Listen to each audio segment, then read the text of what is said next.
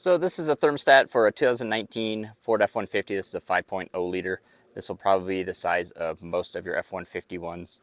And this is the OEM. These are both OEM parts. This is the OEM O-ring that goes with it. So you might be wondering, how does this go on there?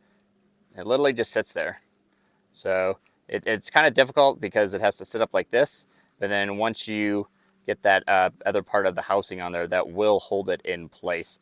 So they do have some I've seen that have like grooves on the inside of these O-rings that kind of like fit around this, so then it doesn't have to, you don't have to worry about it moving.